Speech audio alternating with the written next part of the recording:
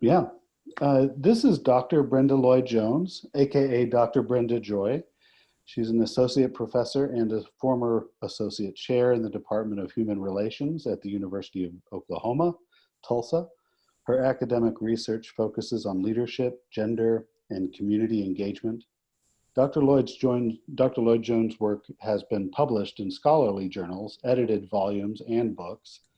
She earned her PhD in Education, Administration, and Research from the University of Tulsa.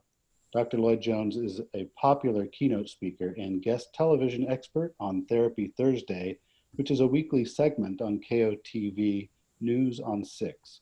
Drawing on her scholarship, lived experiences, and professional expertise in the field of human relations, Dr. Lloyd Jones responds to viewers' complex and pressing questions. Actively engaged in Tulsa's volunteer and philanthropic infrastructure, Dr. Lloyd Jones has been awarded several leadership-related awards, including the OU Tulsa President's Award for Outstanding Service in Higher Education, the Paragon Award through Leadership Tulsa for leadership in the nonprofit community, and the Pinnacle Award through the Mayor's Commission on Status of Women for Educational Leadership.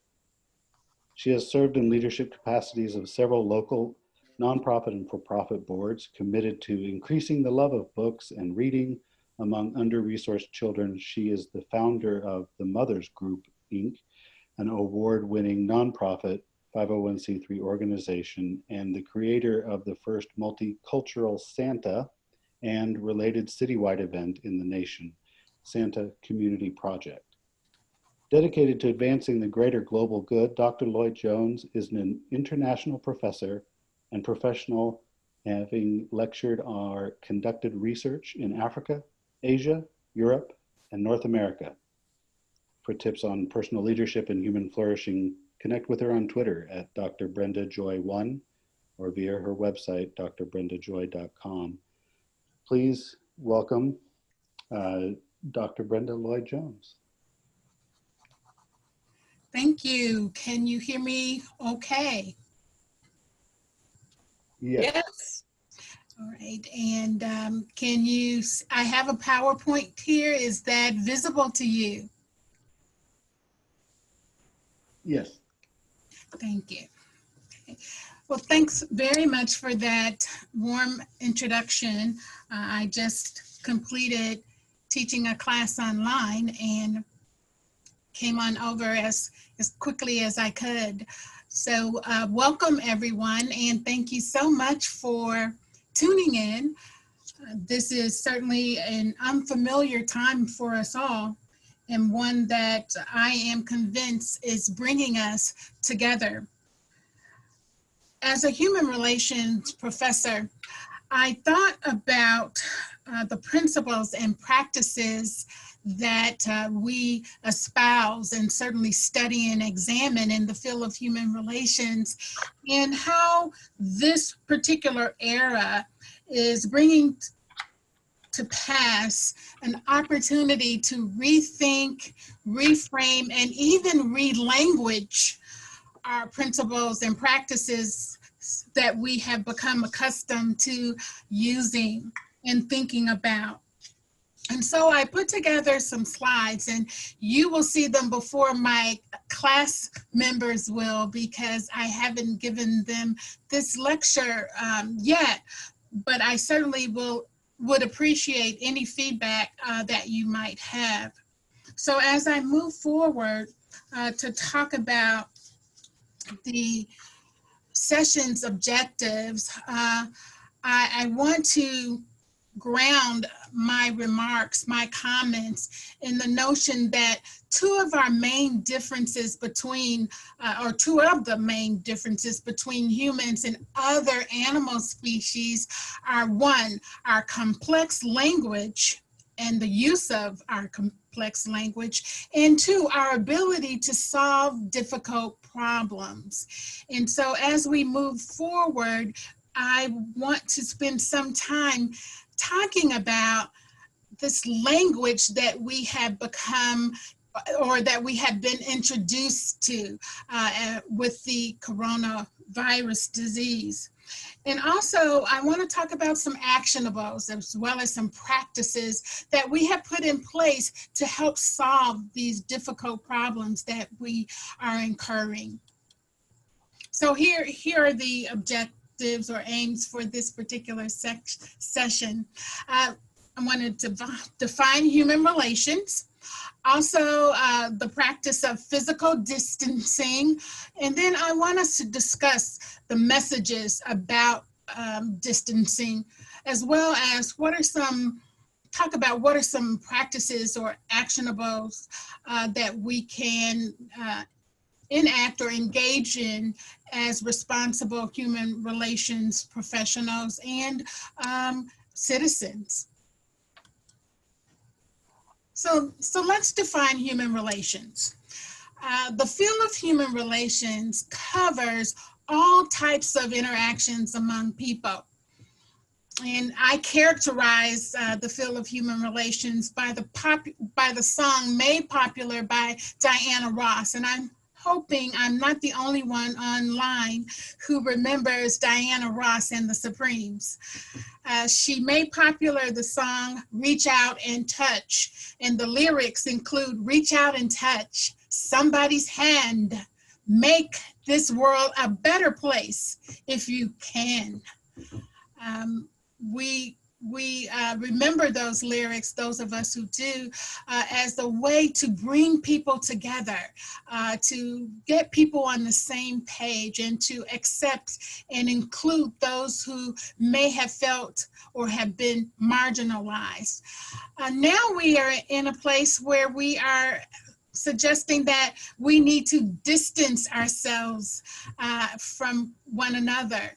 And physical distancing today is defined as deliberately increasing the physical space between people to avoid spreading illness. And so therefore we have terms like back up, you're too close for comfort, give me some room. These are the statements that characterize today's physical distancing. I bring your attention to the phraseology physical distancing, and I have used that word rather than social distancing, because as we move through the slides, you will see how I distinguish between physical distancing and social connection. So I'm changing from social distancing to social connecting. And we'll discuss that as we move forward. So the juxtaposition of human relations in times past, where we reached out and touched someone, we held our child's face in our hands to comfort a child or a student, really a student, in probably the primary age range.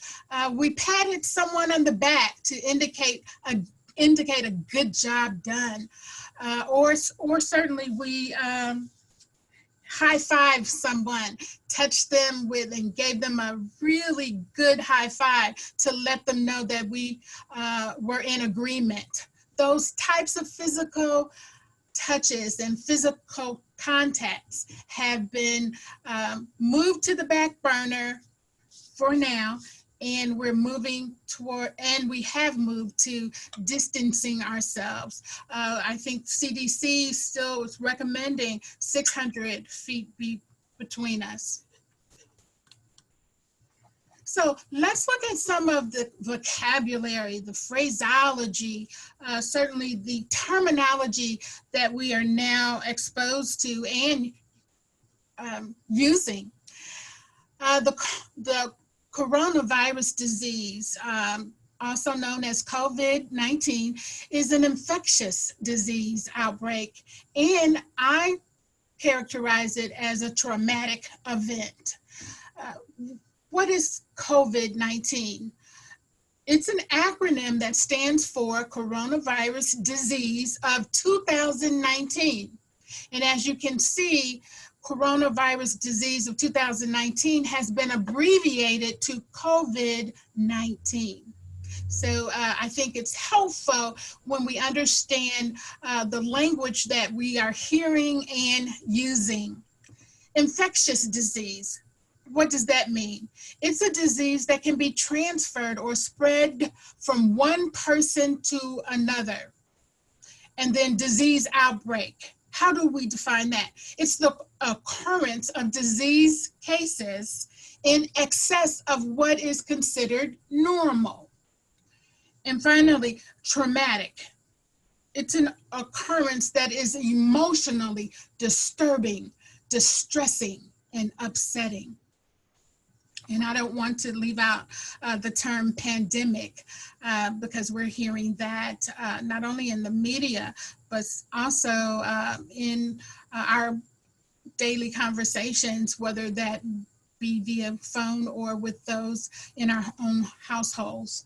And pandemic is the global outbreak of a disease, a worldwide outbreak of a disease. And so we see that the COVID-19 fits each of the descriptions or the terms that I've outlined here.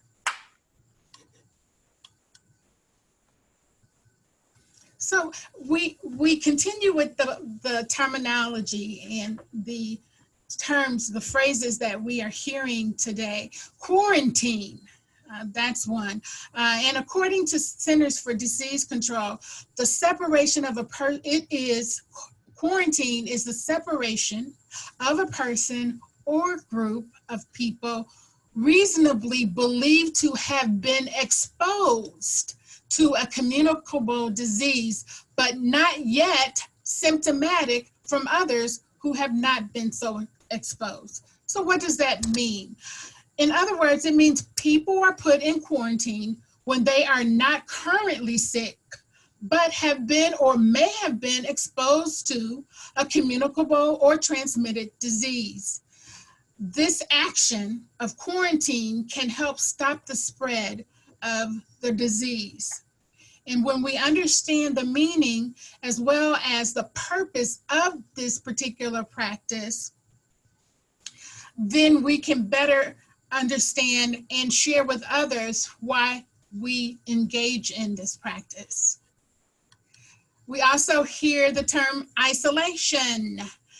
And according to the Centers for Disease Control and Prevention, also known as CDC, it is defined as the separation of a person or group of people known or reasonably believed to be infected with a communicable disease and potentially infectious from those who are not infected. So isolation is done to prevent the spread of the communicable disease. In other words, isolation happens when a person is infected with the communicable disease and is separated from people who are healthy.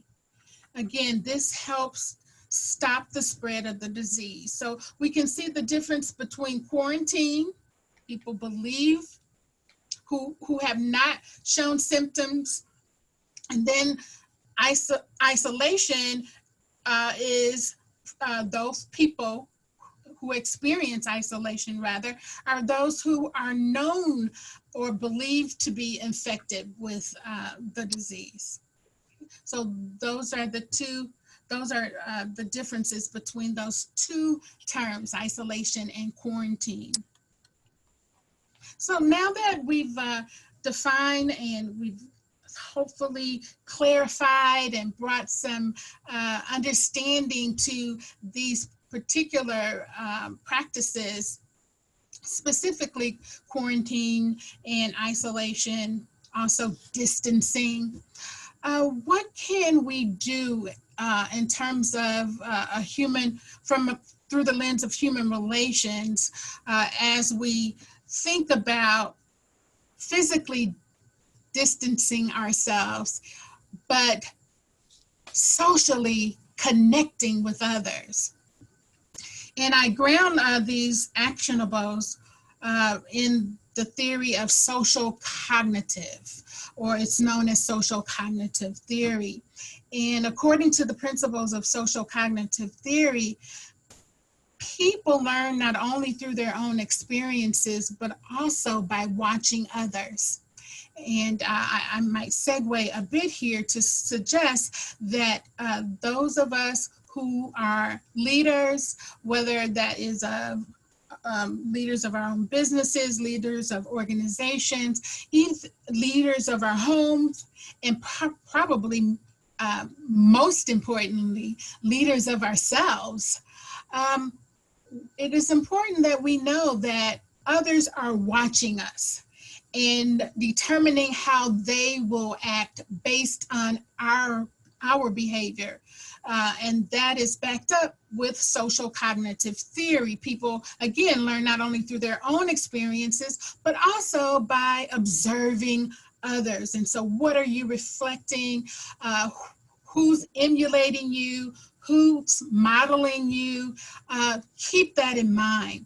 Secondly, the second principle with social cognitive theory, whether or not people act on what they have learned depends on several factors, such as how strongly they identify with the model. So those who are emulating you, how strongly do they identify with you?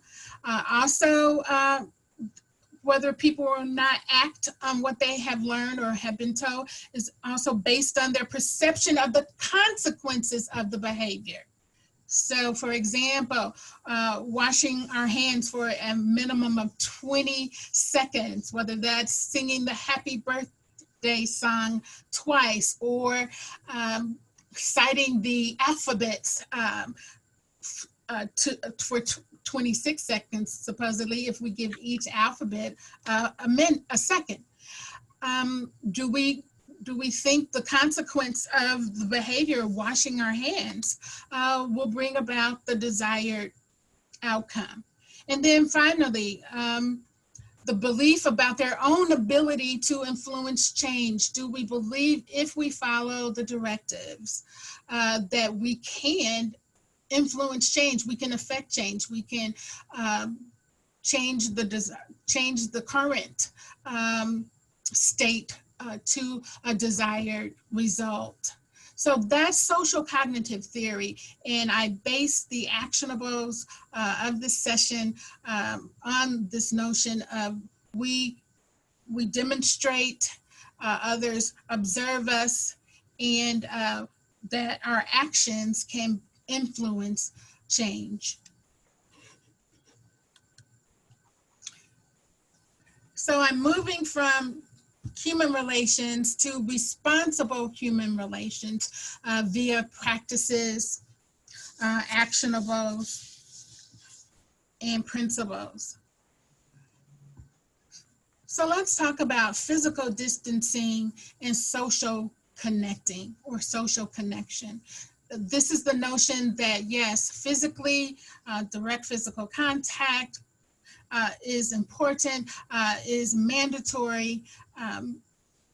However, that does not mean that we cannot connect with each other socially. Matter of fact, I think that this mandatory physical distancing is heightening our need for human contact. And we can have that through digital technology, for example, is one way. And those of us who have desktop computers, we're using them, laptops, mobile phones. We're also engaging social media, whether that's through Facebook and TikTok and certainly Twitter and the other social media platforms. Video streaming, we know that places of worship, they are moving their on-site services to online, and we are seeing them stream their sermons, for example. Of course, ebooks, many people have been engaging with ebooks well before this period. However, there are other ways to connect because not everyone has access to technology, which makes us aware that the digital divide is real. For example, those in rural areas who may not have access to the internet, or those who are in low-income communities who may not have the internet. And these are what does this say, for example, or how the idea that someone doesn't have access to the internet at this particular time, how does it impact their education? How does it impact them developing and learning? Let's look at use of conventional methods and with the creative twist. So not everyone has a smartphone or an iPhone, and so we can use our phone and call them. We can actually use our voice to say, hello, how are you? What is it that I can do for you? We can leave items on the porch. Those of us who have grandmothers, aging parents, for example, who should not go out into public, we can phone them and ask about their needs in terms of groceries, for example, and let them know that the items will be left on the porch, whether that's through a phone delivery service that you've called and apprised them of the address, or whether that's you as the individual, the dedicated person to provide care. We can also use the phone for example, bedtime stories for those who miss their grandparents or miss a loved one, a relative, and want to hear their voice. They can read to them, or use it as I have one student who told me that she uses the phone and the iPad as a babysitter because she has a loved one or a relative who will keep her 6-year-old occupied while she's online doing or engaging in class. So we must be creative. Certainly it's important that we stay connected, particularly to those who may not have access to digital technology, and those who are aging, as well as those who are disabled. That's a population that we definitely do not want to forget, and we want to make sure that they have access to what it is that they need.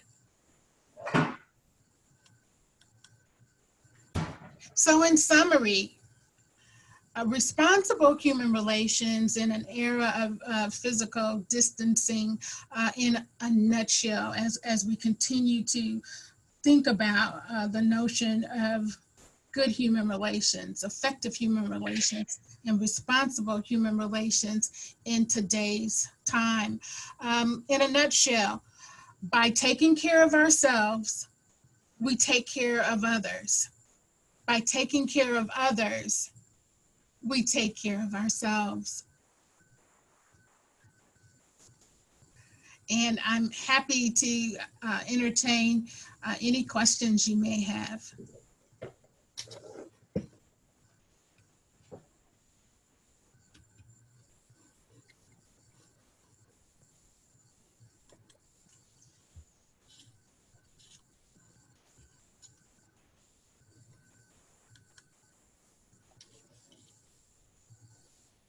Dr. Brenda, as classes have just started back and you teach a lot of students, what are you hearing from your students about their changes and their challenges right now? And what do you say to them? Well, at the beginning of each of our question, well, thank you for your question, Erica. And at the beginning of each of our class times now, I take a moment, 5-10 minutes to have a check-in, because I want to hear from each of my students about this particular time. And teaching on the graduate level, I do have the luxury, if you will, that the class is small enough that we can take time and listen to each student. And what I'm learning is that people are in different places in terms of some people have families because we attract those who are professionals and have families, and others who are experiencing the empty nest syndrome. And consequently, they are concerned about their children outside of their home because they don't necessarily have access to them as those who have children at home. And their challenge, those who have children at home, their challenge is to make sure that their children don't fall behind in school. That's a concern of my students. Will they be able to continue their academic pursuits as well as their performance as students who are now outside the classroom? And how will they, for example, bond together as opposed to sending everybody into their separate quarters because they don't seem to play well together, or they don't seem to have tolerance or patience for one another. So initially the conversation has tended to lean toward making sure the family bonds and making sure that children are happy, and making sure that they as students have time to complete their own academic assignments and finish strong. That's my mantra for them. I am committed to them finishing this semester strong. And so I am flexible. I understand what it means to have come this far, have paid your tuition, and certainly I'm getting great feedback in terms of students who said, I'm so happy we are meeting via Zoom. It's good to see everybody and to hear everyone. So we are making it work for sure.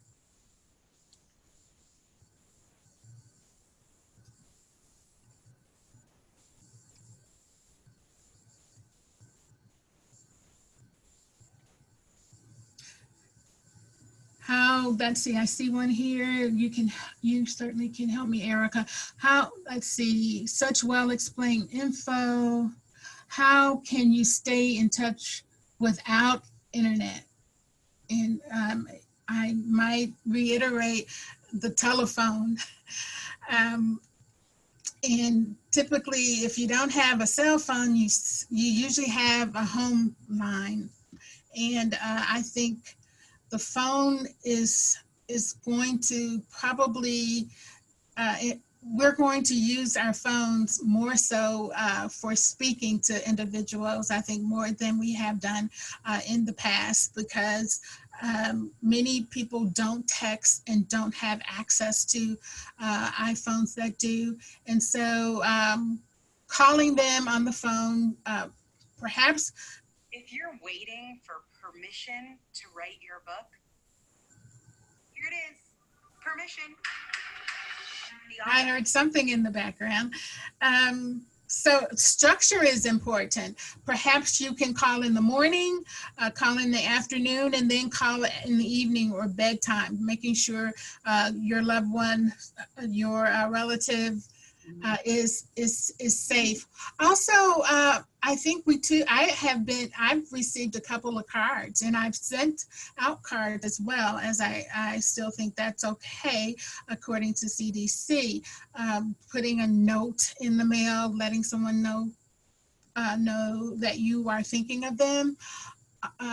Also, making sure that our neighbors are doing fine, and that could be too, calling and letting them know, I'll leave something on your porch at this time, keeping your 600 your distance for sure, and speaking to them from that venue. Looks like there's some more questions in the chat. Okay. Do you have any suggestions on ways to attain practicum hours from home for a social work student? Well, you know, I would suggest speaking to your advisor and letting your advisor know, or your practicum, the individual in charge of practicum, and letting the practitioner or your advisor know that you need to attain hours for your practicum, or in our program we have internships, because there are options such as volunteering. People can volunteer via the internet, because there are organizations that need, for example, numbers crunched, or they need, for example, to have surveys delivered. Also, I've been asked to read some manuscripts. So that may be something in the area that those who are completing their practicum might do. But the advisor, I'm certain, will have what would be appropriate, what would lend to the development of the field in which you are in, and provide you with alternatives. I'm sure the advisor has thought about that. I'm a student in my final practicum before graduating this May. This information is very useful and will count for my hours. Great. That's exciting. Yes, finding ways to make sure that you finish your semester strong. Kudos to you. See, thanks for the information. Great preparation here. Lots of research presentations for work, and they posted a lot of opinions in the practicum class on Canvas. Okay, so that helps with the answer that helps in answering the question about practicum, about her practicum.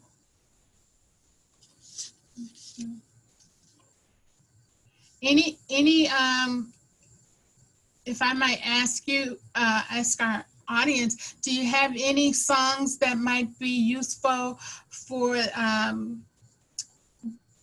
the mantra of backing up, or distance, or space, similar to Diana Ross's Reach Out and Touch?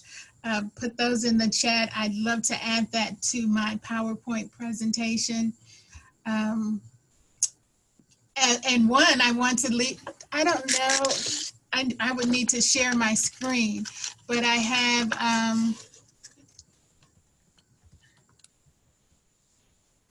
oh, maybe not.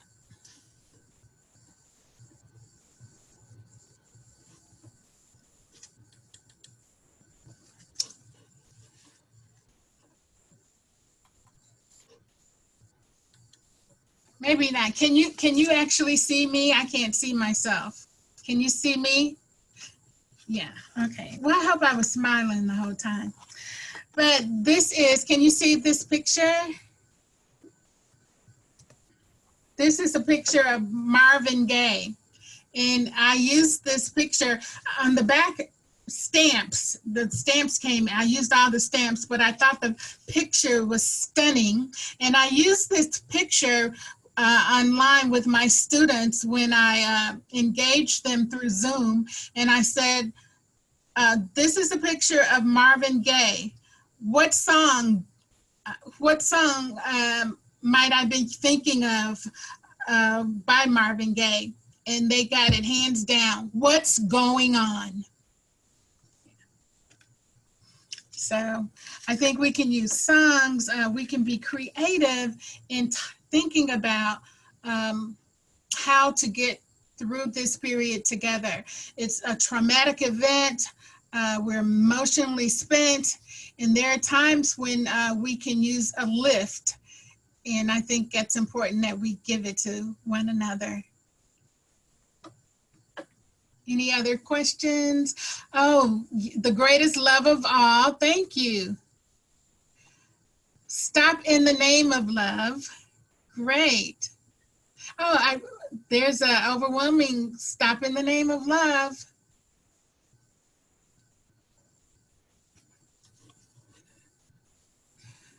Songs are great. Music therapy, I agree. I agree. And we can add play therapy to that as well. Musical chairs. Yeah.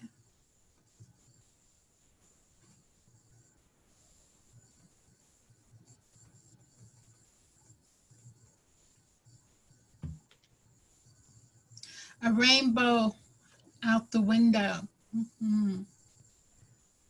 Yes, I can add to that one. Somewhere over the rainbow, there is life after this.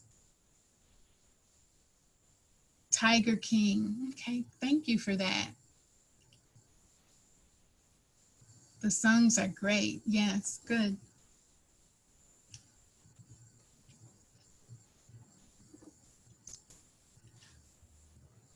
Well, if there are no more questions, no more songs, then I will. There's a remake of I Want to Hold Your Hand by Beatles. That is, I Gotta Wash My Hands. Cool. Yes, I've been noticing the music around the practices of good hygiene as well. Oh, happy day. Absolutely. Yes, good. Thank you so much for these great suggestions. I will incorporate them.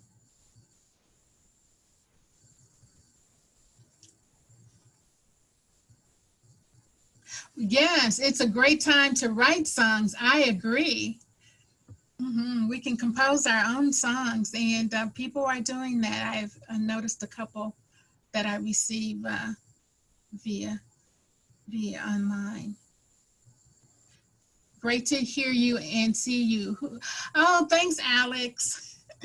I'll see you next weekend in our weekend class. Mhm.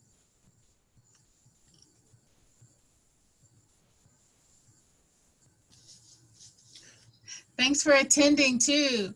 I might give you extra points for signing on. If any of my other students are in the audience, please sign in for extra point or two.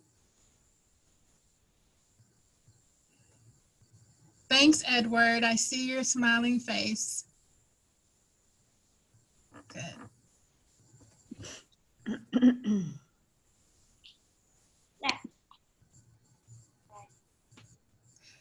Oh yes, Wake Up is another song.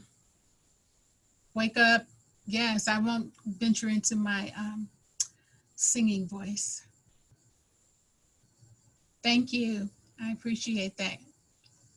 Great presentation. Well, hopefully that I try to mix a little bit of statistics as well as research along with practice, what we can actually do. And I trust you can take what I've shared and share it out. I would love for you to take it and communicate it with others, clarify some of the terms with others, and then speak too about the importance of understanding the terminology and how we look at human relations as connecting, typically interacting directly, but we also now can shift it to connecting, whether that's emotionally or certainly in ways through technology and old school methods as well.